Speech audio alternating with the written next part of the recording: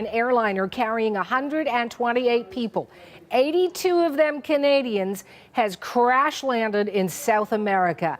The Fly Jamaica plane had just left Guyana. It was headed to Toronto when the pilot reported an emergency. Now, the flight was able to circle back to that airport in Georgetown, but it overshot the runway when it landed. I can tell you 6 people were hurt. We have got Natasha Fata watching this story closely, looking for all developments. Natasha, what's the latest? So, Suhanna, as you've mentioned, 6 people were injured in that flight as it crash landed into Guyana's main international airport in Georgetown. So we know that 120 passengers were on board, including 2 infants, 8 crew members, and 82 Canadians. Now, this Fly Jamaica flight was meant to leave Guyana early this morning, make its way to Toronto, when something went terribly wrong. We know that the flight was initially delayed for takeoff. Then it took off at around 2 in the morning. And according to one of the passengers, it was spinning in circles. It wasn't taking off in the way it was meant to. And then shortly after takeoff, the pilot went on board the intercom and said that there were hydraulics issues and that they would have to make an emergency landing back in Guyana. So he radioed back. They started making their way there.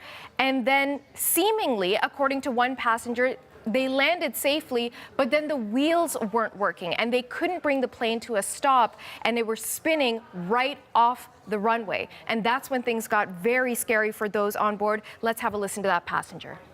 We overshot the runway, and at the end, there's a whole bunch of spikes, and we got about 2 flat tires, or 3 tires were blown out, and the plane shifted to the right. One of the wings came apart, and the engine on the right side actually flipped over, and we crashed into a big sand pile at an edge of a cliff. There's a big drop about 30, 40 feet on the other side. If we had 10 more feet, we would be down in the cliff, down in the ditch. So it's a miracle over miracles.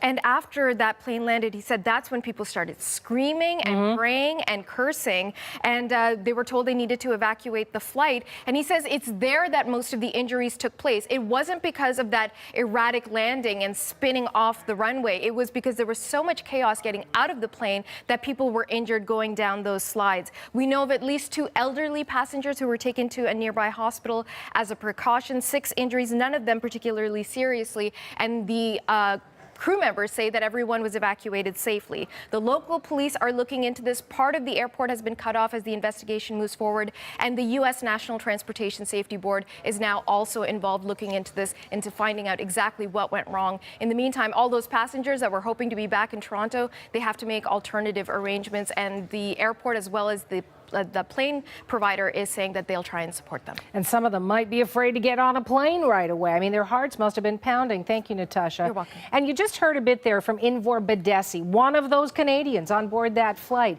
He spoke with CBC's Heather Hiscox from his hotel in Georgetown. Here is their full conversation.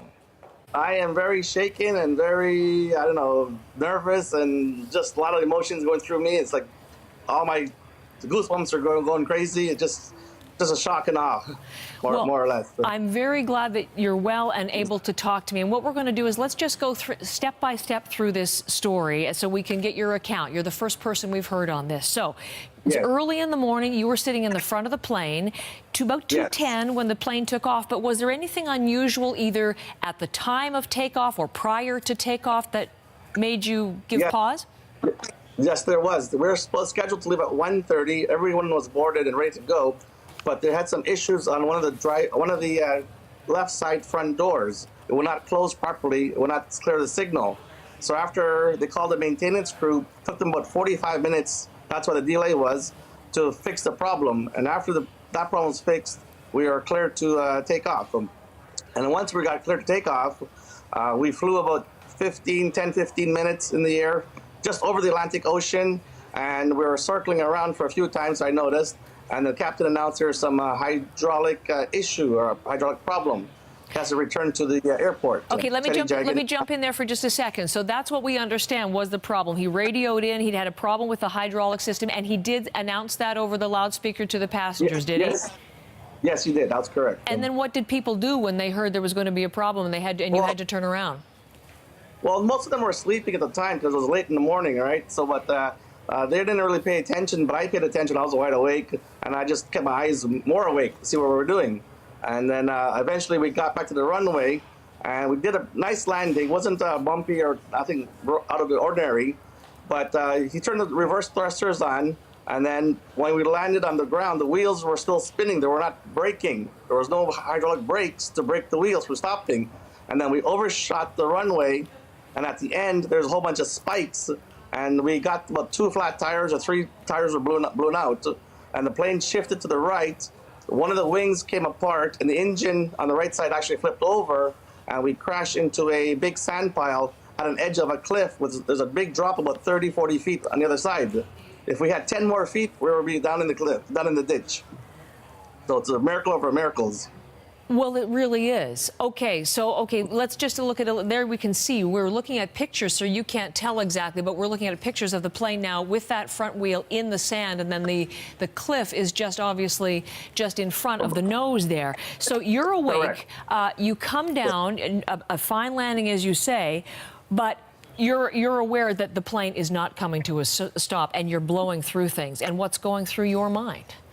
That's where the panic starts coming in. Everybody got woken up at that time, and they start cursing, they start praying. It was just that when chaos started going crazy. Everybody just going crazy, screaming, just crying for their lives, everything. That's the crazy time. And was anybody helping you calm down? The flight attendants or the pilots or anything? Were they assisting you at all? No, I was okay. I was comfortable. I understand what was happening because I was very close to the front of the plane. So when they said everybody to relax, we were all relaxed. And then the captain announced evacuate, and then the door opened, and I was the first one off the plane. I was in the front business class, row 1, and I just jumped off and ran for my life. So you slid down the chute and ran away? Yeah, I ran as far as I can before that plane turned to the big fireball. Well, thankfully it didn't, because we can see that plane on the screen. But the emergency crews, were they there waiting for you to help you? No, they came about 2 minutes late, I would presume, about 2 minutes, 3 minutes to get to the site, because they're parked very far from the terminal, So where did you run? We ran along the sand, along the cliff, along the edge of the cliff. Ran away from the plane.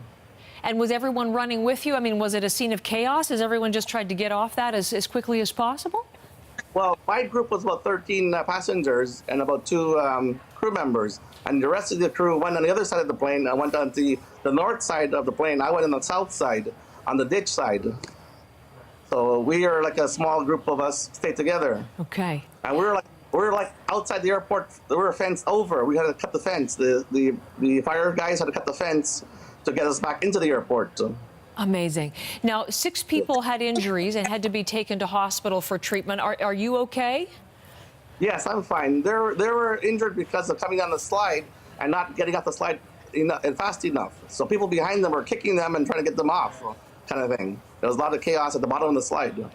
One of the people mentioned that there was smoke in the cabin. Did you see that at all at any point?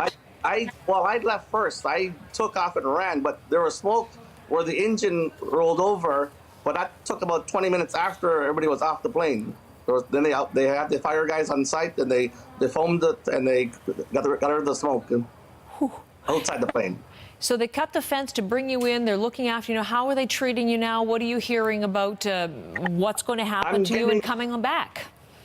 Yeah, Fly Jamaica is not responding to anybody. They're just waiting.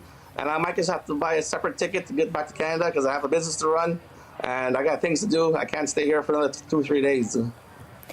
Listen, I hear the adrenaline in your voice, I fear. And I don't fear. I think I'm understanding that. You called it a miracle of miracles. Here you are just hours after this. Just sum up the whole experience as you've just lived it. Yes. Well, my father passed away last year. I think he's watching me, and he gave me a good he told me, I'm not ready for you yet. Stay down here. That was Invor Badesi, one of the Canadians on that plane that had to make a crash landing. And we're just getting an alert from Global Affairs Canada saying that while there were, yes, 6 people who were injured, none of those was a Canadian. So that's the latest from Global Affairs Canada.